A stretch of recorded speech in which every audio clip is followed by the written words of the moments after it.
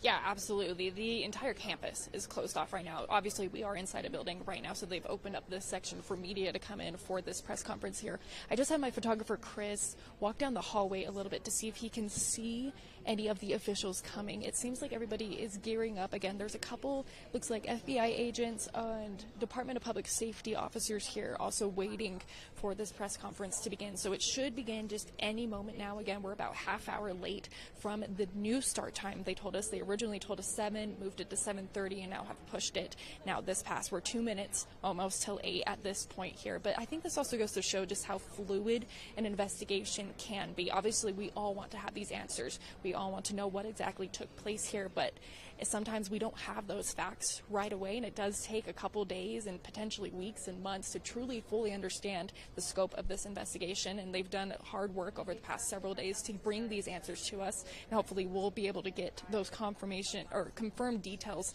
here shortly. Again, possibly the identity of the shooter, where he was found, where he's currently at, and what steps they're going to be taking moving forward.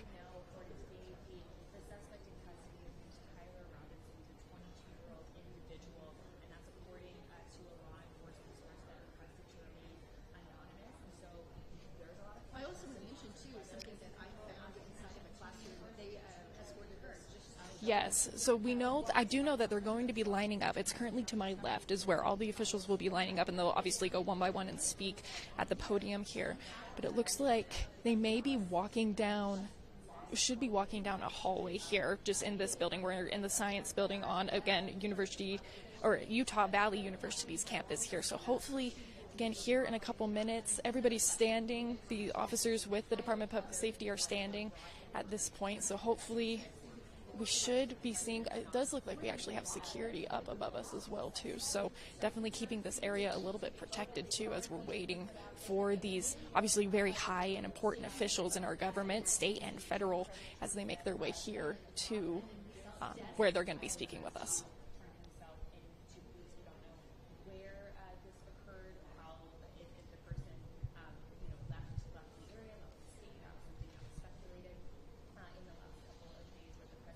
Yeah, this morning a lot more sections were taped off with crime scene tape compared to yesterday.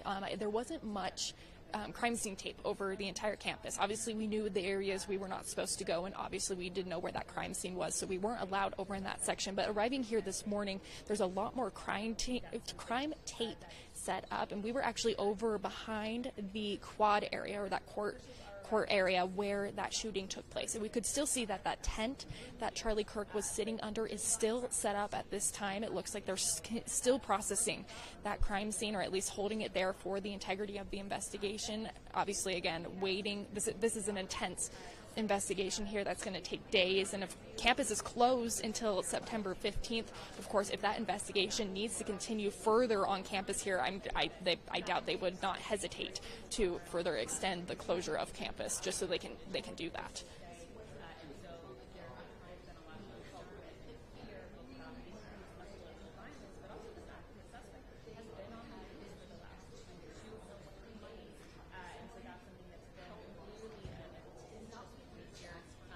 Yeah, I got you. Seems like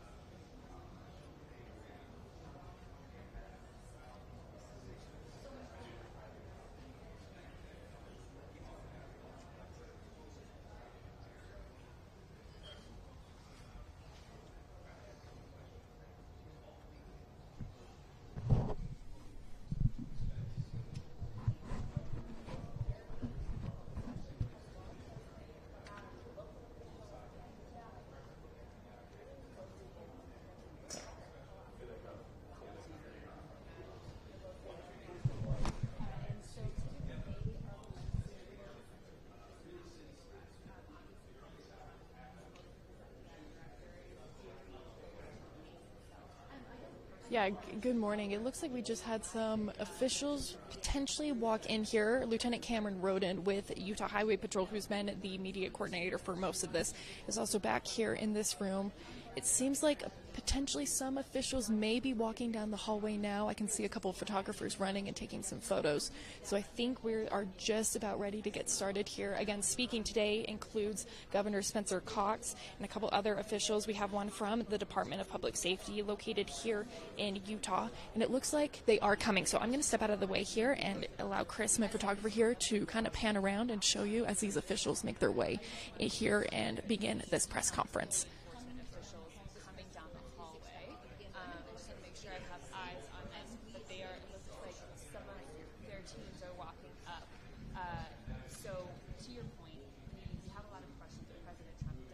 Yes, I can see a large group of people come here. I can't quite make out faces just because I'm currently sitting down and there's a lot of cameras and tripods and things like that in my way here, but it does look like we have someone coming up to the podium here. Oh, I can see Governor Spencer Cox as well here. So yes, we are just about to get started. Good morning, ladies and gentlemen. At today's press conference, we will hear from Governor Cox, FBI Director Kash Patel, and Sheriff Mike Smith. We also have with us Utah DPS Commissioner Bo Mason, Lieutenant Governor Deidre Henderson, FBI Special Agent in Charge Robert Bowles, and local and federal law enforcement partners. Following the remarks today, Governor Cox, Director Patel, and Commissioner Mason will take questions. Thank you.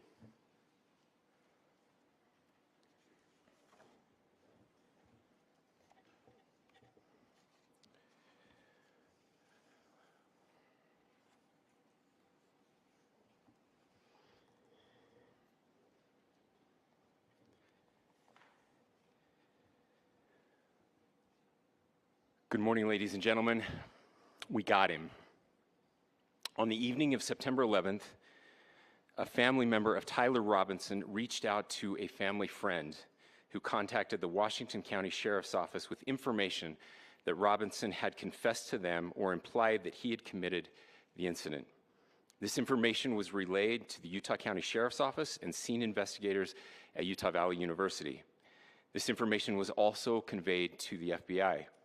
Investigators reviewed additional video footage from UVU surveillance and identified Robinson arriving on UVU campus in a gray Dodge Challenger at approximately 8:29 a.m.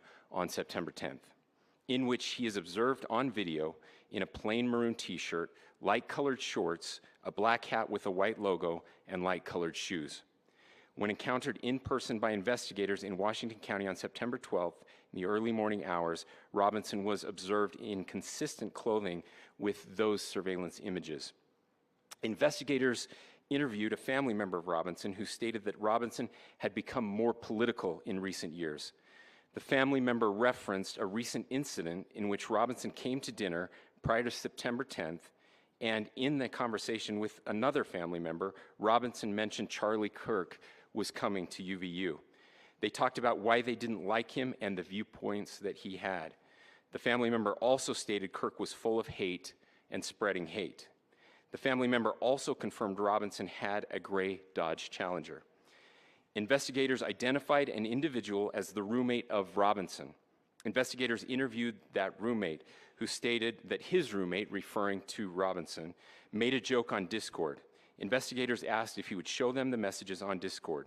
He opened it and showed several messages to investigators and allowed investigators to take photos of the screen as each message was shown by Robinson's roommate. These photos consisted of various messages, including content of messages between the phone contact named Tyler with an emoji icon and Robinson's roommate's device. The content of these messages included messages affiliated with the contact Tyler, stating a need to retrieve a rifle from a drop point, leaving the rifle in a bush, messages related to visually watching the area where a rifle was left, and a message referring to having left the rifle wrapped in a towel. The messages also refer to engraving bullets and a mention of a scope and the rifle being unique. Messages from the contact Tyler also mentioned that he had changed outfits. I know there has been speculation as well as to the writing on those casings, those bullet casings, and I believe we have that as well. And I will share that with you now.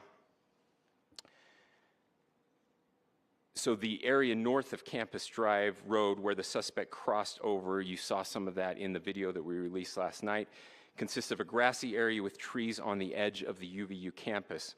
Investigators discovered a bolt-action rifle wrapped in a dark-colored towel. The rifle was determined to be a Mauser Model 98 30-06 caliber bolt-action rifle. The rifle had a scope mounted on top of it. Investigators noted inscriptions that had been engraved on casings found with the rifle. Inscriptions on a fired casing read, "Notices, bulges, capital OWO, what's this, question mark." Inscriptions on the 3 unfired casings read, "Hey fascist, exclamation point, catch, exclamation point." Up arrow symbol, right arrow and symbol, and 3 down arrow symbols. A second unfired casing read, "Oh Bella Chow, Bella Chow, Bella Chow, Chow Chow." And a third unfired casing read, "If you read this, you are gay, LMAO." We are indebted to law enforcement across the state who has worked seamlessly together, local law enforcement, state law enforcement, and our federal partners with the Federal Bureau of Investigation. We're grateful for everyone who worked together in such a short amount of time to find this person and to bring justice. I want to thank the public who has been so engaged, reviewing videos, helping us with sending in tips, and helping us get to this point. I want to thank the family members of Tyler Robinson who did the right thing in this case and were able to bring him into to law enforcement as well. I especially want to thank the family of Charlie Kirk, Erica, Charlie's parents, his children. I want us to be thinking of them as we bring justice in this case. They will be involved in that justice. We will be working very closely with them as we move through this process as well. This is a very sad day for our country, a terrible day for the state of Utah, but I'm grateful that at this moment we have an opportunity to bring closure to this very dark chapter in our nation's history. With that, I will now turn the microphone over to the Director of the FBI, Kash Patel. Thank you, Governor. This is what happens when you let good cops be cops. The FBI and our partners are proud to stand here today together to bring justice to the family of Charlie Kirk and honor his memory. I want to express my deep gratitude to President Trump, the Vice President, and the entire White House who have been so incredibly supportive with both resources and just personally to the FBI as a team. They had our backs the entire way, and I just want to express my gratitude for giving us the resources we need to operate in this space to bring this sort of justice at this sort of speed. In 33 hours, we have made historic progress for Charlie. Governor Cox, our partnership has been absolutely incredible these last few days. Our partnership will endure.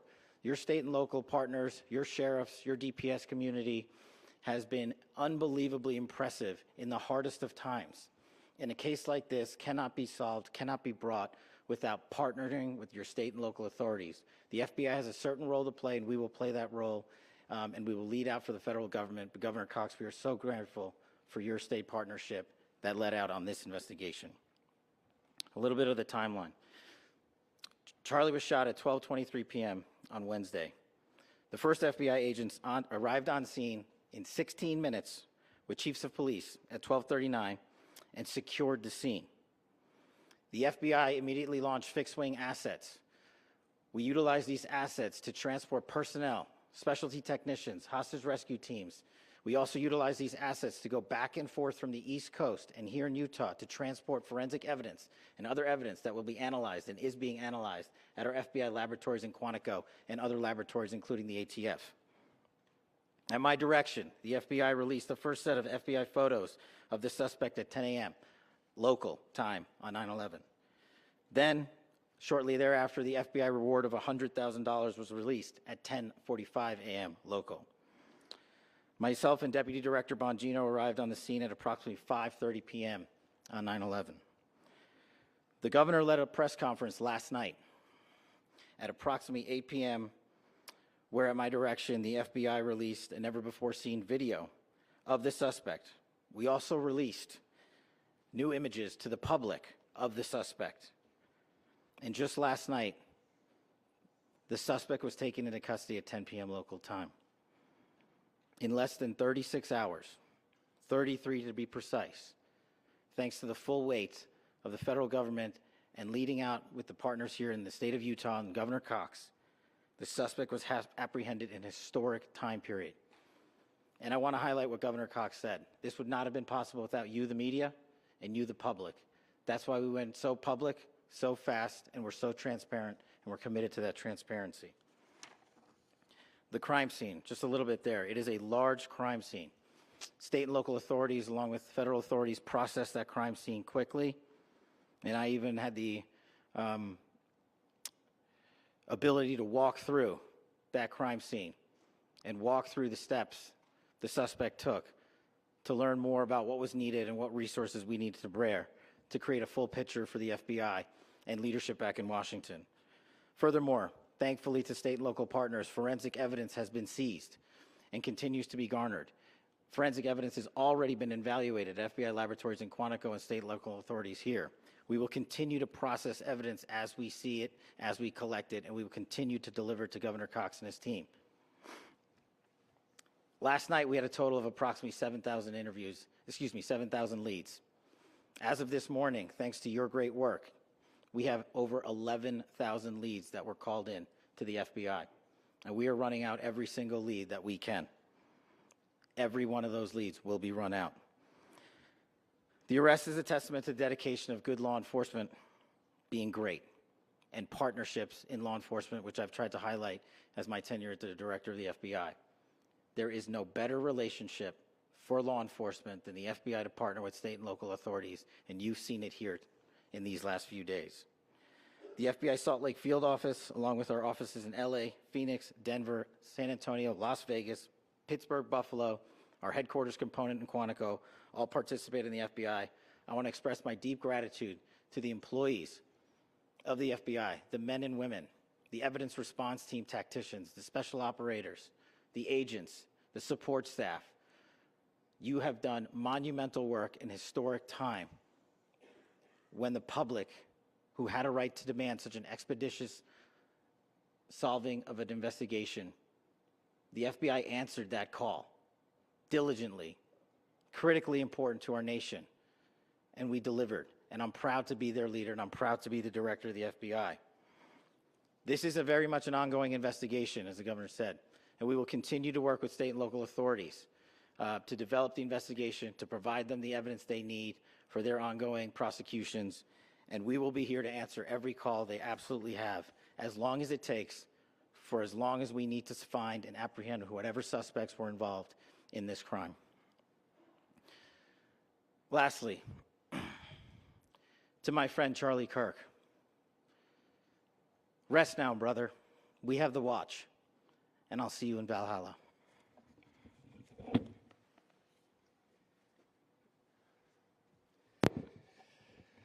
Thank you, and good morning. I would just like to take a few minutes as the sheriff to express my gratitude for everybody who has played a part in this investigation. As you know, it's been a vast, a complicated, and a very, very fast-paced investigation. You're looking at people standing up here who are running on, if they got an hour's sleep in the last couple of days, they're probably lucky. It has been very taxing. It has been so impressive, speaking on behalf of the local law enforcement, to see the cooperation that we've seen in this type of case. Across the state, sheriffs, chiefs, our state partners have stepped up and have come to the call on anything that we needed. Our county chiefs have been phenomenal. Our Utah County Attorney, Jeff Gray, who's standing up here with us, has been phenomenal in leading us through this investigation. I would like to thank the federal government for their resources, their assets. Our local team here, our FBI team, has been extraordinary in helping us work through this and bring this person to justice. Most of all, I would like to thank the public, and specifically, I would like to thank the public who turned to prayers and who turned to positiveness for us. I would like to thank them on behalf of the law enforcement community, because we needed those prayers. That's what we needed to get through this. We needed your support, and you gave it to us. We needed your patience, and you gave it to us. And I would like to thank you for the Kirk family, because that's what they need, is your support and your prayers, and that will get us through all of this. So thank you, everybody, for everybody that have stepped up. We've had such a phenomenal response to this. Thank you.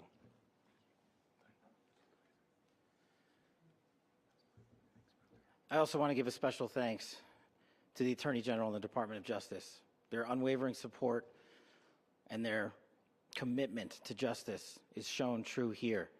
And without AG Bondi and Deputy Attorney General Todd Blanche and the resources they brought to bear, we would not have been able to complete our mission. And I just want to say special thanks. It's an honor to be a part of the Department of Justice. Thank you again to our incredible law enforcement team who has worked so hard. Sheriff, I got a solid 90 minutes last night, so I'm probably the most well-rested person up here.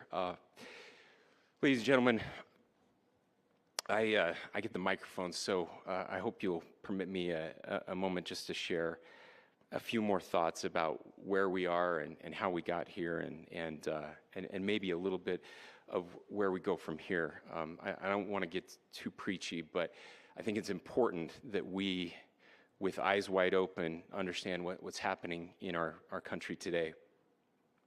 I've heard people say, well, why are we so invested in this? There's violence happening all across our country, and violence is tragic everywhere, and every life taken is a child of God who deserves our love and respect and dignity. This is certainly about the tragic death, political assassination of Charlie Kirk. But it is also much bigger than an attack on an individual. It is an attack on all of us It is an attack on the American experiment. It is an attack on our ideals. This cuts to the very foundation of who we are, of who we have been, and who we could be in better times. Political violence is different than any other type of violence for lots of different reasons. One, because in the very act that Charlie championed of expression, that freedom of expression that is enshrined in our founding documents, in having his life taken in that very act, makes it more difficult for people to feel like they can share their ideas, that they can speak freely. We will never be able to solve all the other problems, including the violence problems that people are worried about, if we can't have a clash of ideas safely and securely. Even, especially those ideas with which you disagree. That's why this matters so much. Over the last 48 hours, I have been as angry as I have ever been, as sad as I have ever been. And it was, as anger pushed me to the brink, it was actually Charlie's words that pulled me back. I'd like to share some of those. And specifically right now, if I could, I need to talk to the young people in our state, in my state, and all across the country. As President Trump reminded me, he said, you know who really loved Charlie? The youths. And he's right. Young people loved Charlie, and young people hated Charlie. And Charlie went into those places anyway. And these are the words that have helped me. Charlie said, when people stop talking, that's when you get violence. He said, the weak can never forgive. Forgiveness is the attribute of the strong. The only way out of the labyrinth of suffering is to forgive. Welcome without judgment, love without condition, forgive without limit. He said, always forgive your enemies. Nothing annoys them so much. A few months ago, I referenced this last night, Charlie posted to social media, when things are moving very fast and people are losing their minds, it's important to stay grounded. Turn off your phone, read scripture, spend time with friends, and remember, internet fury is not real life. It's going to be okay. He again said, when you stop having a human connection with someone you disagree with, it becomes a lot easier to commit violence. He said, what we as a culture have to get back to is being able to have a reasonable agreement, where violence is not an option. Now, again, to my young friends out there, you are inheriting a country where politics feels like rage. It feels like rage is the only option.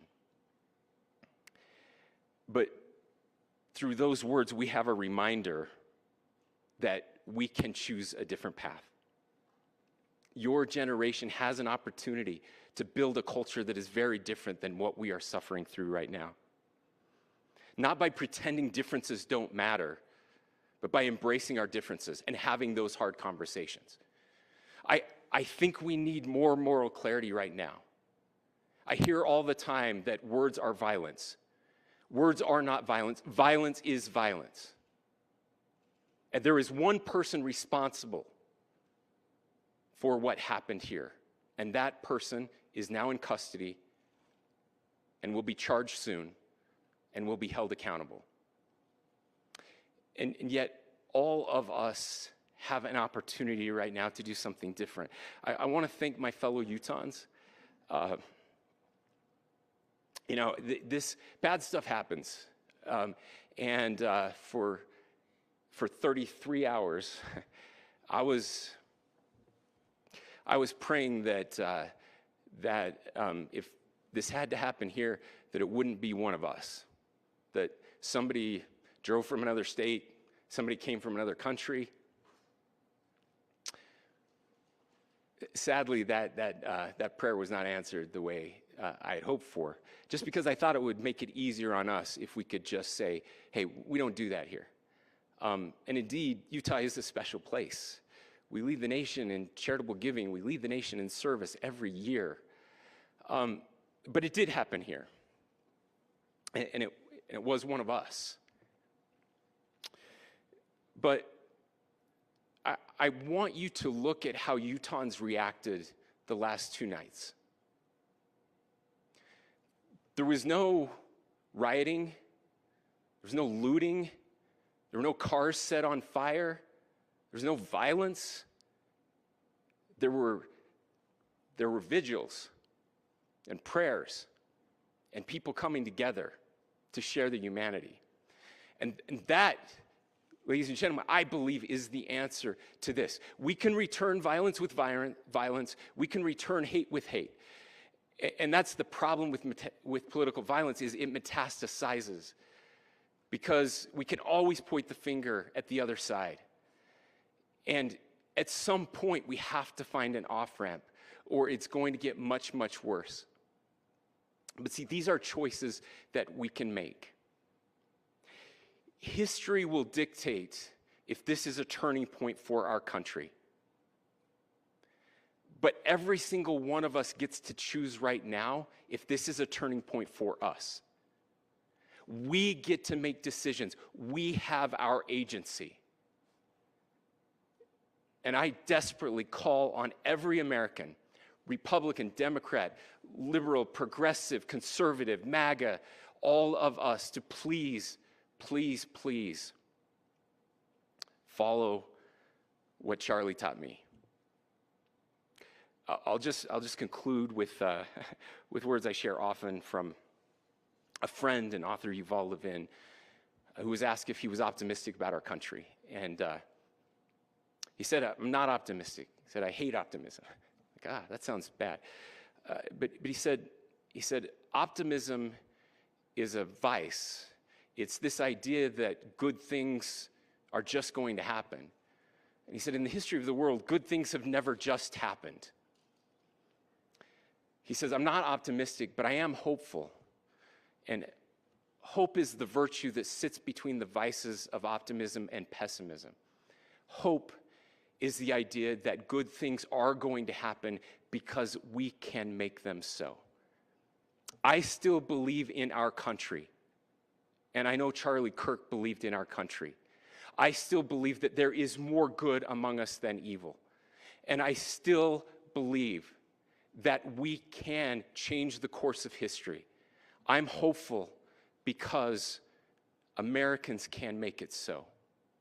Ladies and gentlemen, we're happy to answer any questions you might have. Governor, can you please speak to whether the suspect is speaking with authorities and his demeanor, Tyler Robinson, when he turned himself in? I cannot speak to that right now. Governor, how do you accept the engravings on cases? Well, I will leave that up to you to interpret what those engravings mean. I think the clearest one that says "catch fascist," there's not, and by the way, that's like catch like a ball, catch this.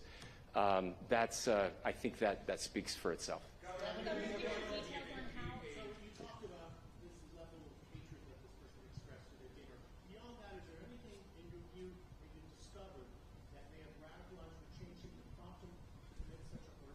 There's nothing more that we can share at this time. Governor.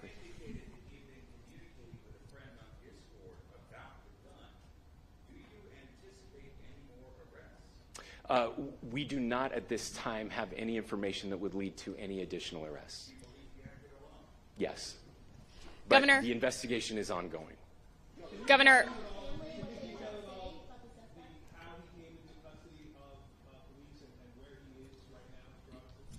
Yes, so right now, Mr. Robinson has been booked into the Utah County Jail. You heard the president this morning report that he was taken into custody, that his family and a friend helped to deliver him into custody of law enforcement in Washington County. For those of you that don't know where Washington County is, it is the southwesternmost part of the state of Utah. It's about a 3.5 to 4 hour drive from here, where we are right now, and that's where he lived and where they turned him in. Please, go here. I can't share any more than what I've already shared. Yeah.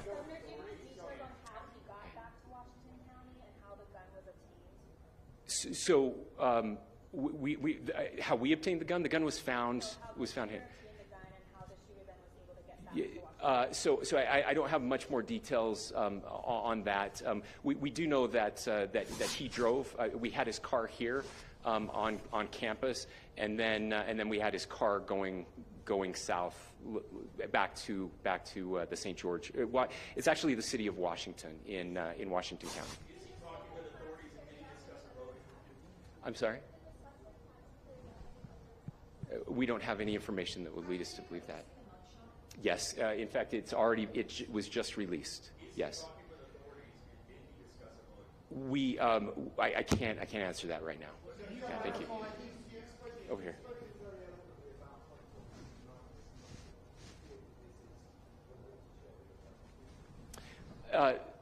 I absolutely believe that this is a watershed in American history. Yes. The question is, what kind of watershed? And that chapter remains to be written. Is this the end of a dark chapter in our history, or the beginning of a darker chapter in our history? Look, I mean, if you look at true political assassinations in this country of someone of this stature, this feels a lot like the late 60s, and having one so gruesomely displayed on camera in all of our hands and in all of our pockets. We are not wired as human beings biologically, historically.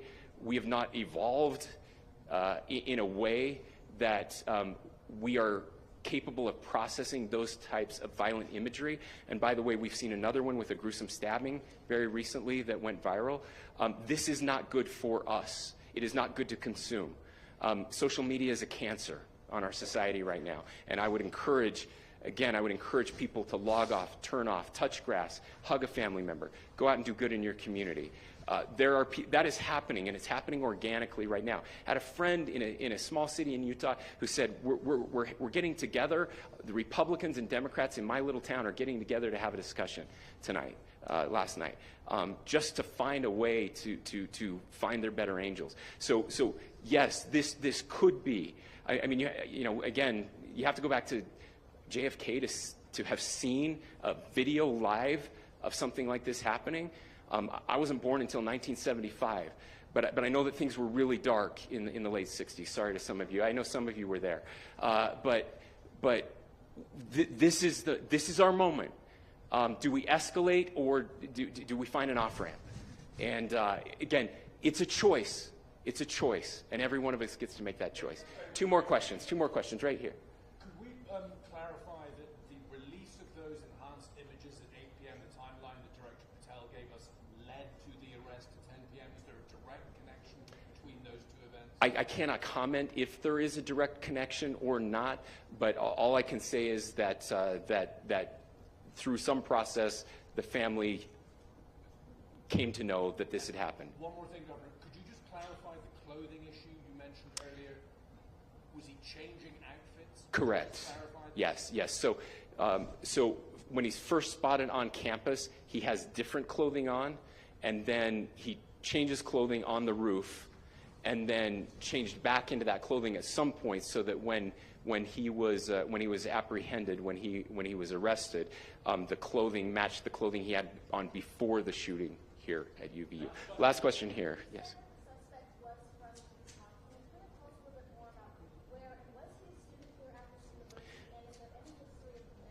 Yeah.